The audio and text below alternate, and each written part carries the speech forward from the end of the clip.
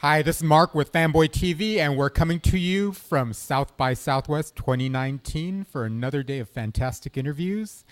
And I've got the folks from Mr. Jimmy today. Hi, welcome. Thank you for having us. This is great. Hello. And we got Yukari over here. Hi. So we're here at the Austin Toy Museum, soon to be the Texas Toy Museum.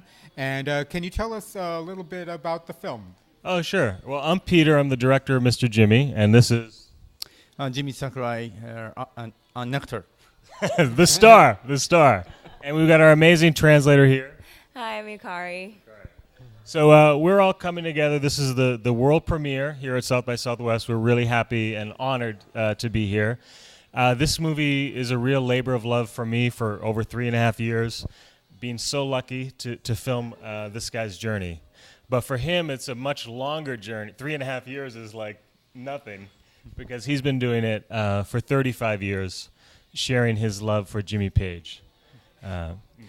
You said that, so it's been more than 3 years of making the documentary itself. Where did this come from? When did you first say, okay, this is what I am, this is the journey that I'm going to take?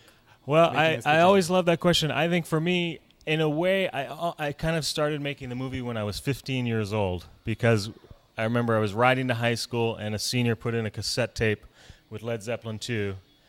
Whole Lotta Love came on and my head just kind of exploded and I fell in love with Led Zeppelin at that moment. And it's a love affair that continues to this day. And really, when I came across Mr. Jimmy on YouTube, it was like everything came into place where, as a filmmaker, I thought, this man has an amazing story. As an aficionado and lover of Led Zeppelin, I recognized all the details he was doing the 1979 Nebworth version of the Rain Song versus a 1977 version of Over the Hills and Far Away from Listening to This Eddie at the LA Forum versus an Earl's Court version of In My Time of Dying. I recognized those details and realized we can do this and kind of do it together. And then that was 3.5 years ago. I saw his YouTube clip, wrote his amazing wife on her website. Unfortunately, she said, yeah, you're a lucky guy. He just moved to L.A. So there we go. We've learned about your journey. Can we hear a bit about your journey from when you first experienced Led Zeppelin and Jimmy Page to today? Can you talk a little bit about that first moment? I know we experienced some of that in the film, but それは僕が日本に住んでる時ですけれども、17歳の時に、同級生からゼッペリンを教えてもらって聴かせてもらって、そのあまりにもの曲の完成度の高さとそれからギターのサウンドの美しさにもう完全に虜になりました。It was when I was 17. I was living in Japan. I went to my friend's house. I was in a movie, but I went to my friend's house and my friend played a Led Zeppelin record and it was so perfect and the sound really amazed me, and that's when I decided to play Led Zeppelin. Do you recall the first time you tried to perform one of the songs?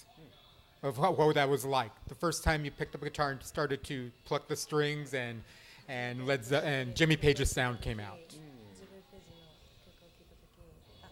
When he played, right? The first time he gave it a try.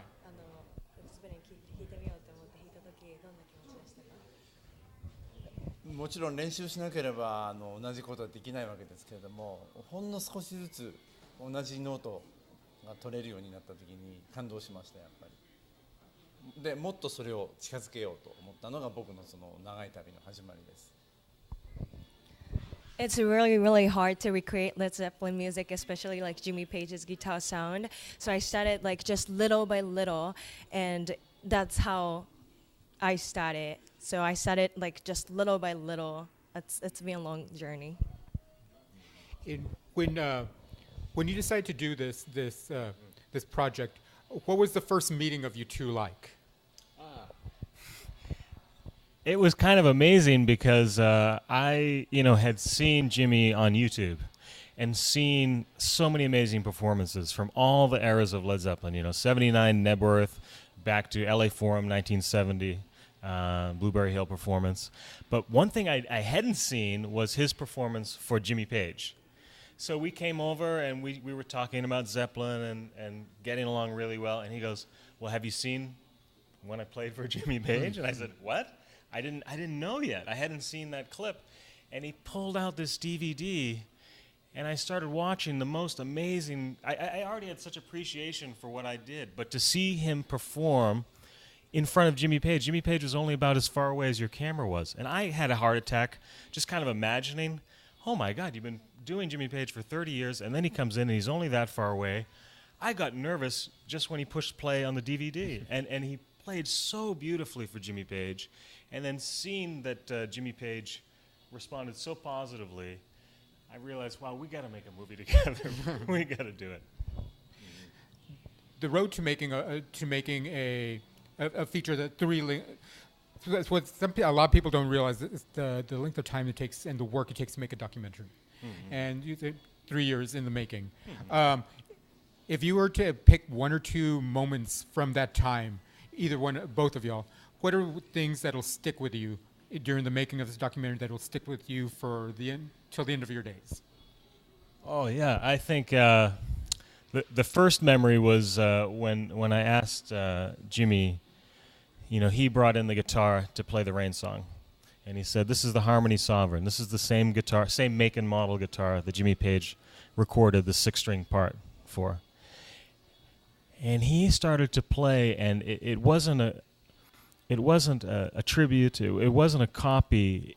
When you heard the tone, I felt a chill up my spine. It was the song.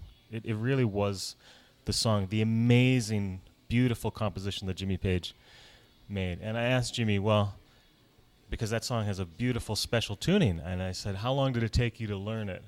And he said, 35 years. And I laughed like, ha, ha, ha. And then he looked at me like, "No, I'm not kidding.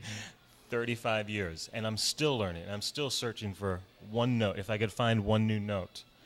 And when he said 35 years, and I understood that he was not kidding, once again I said, this is not a short movie. This is going to be an odyssey. That was my memory. Do you have anything that from these years you remember you like? Yeah. Just about from filming together for 3 years. Anything? Is there something that sticks with you during the journey? とにかくこの3年の中でね、目まぐるしく僕の周りで僕にドラマがあったわけですよ。前のバンドを辞めるであるとか、あるいはいろんな妨害があったりね、いろんなドラマがあったんだけれども、その度に彼はそれをずっと撮り続けてるでしょ。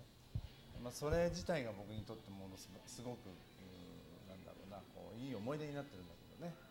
いつもなんか苦しんでる時に彼がいつも撮影をしてくれてるんだけども、そのカメラの向こうには僕と一緒にそれを見守ってくれてるっていうね、それが一番いい思い出です。It's not like one specific event, but a lot of things like drama happened to me during the past 3.5 years when he was filming. And, I had to lead the band and a lot of hard things happened.